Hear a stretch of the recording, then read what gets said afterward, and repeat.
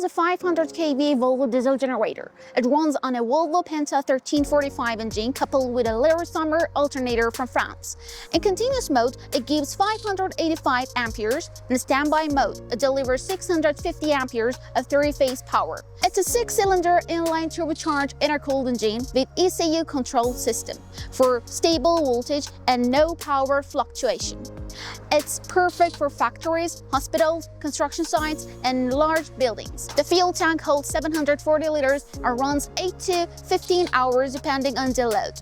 Fuel uses is about 92 liters per hour at full load, 69 liters at 75% and 47 liters at 50%. It has 36 liters of oil, 46 liters of coolant, and 12 liters engine displacement. Built in a steel chassis with anti-vibration mount. The exhaust system has thermal insulation to keep heat inside. Safety features include an external emergency stop, maintenance warning, and reset button. Remember, altitude, temperature, and ventilation can affect performance. Get quality fuel and oil, keep the radiator clean, and service regularly for long life.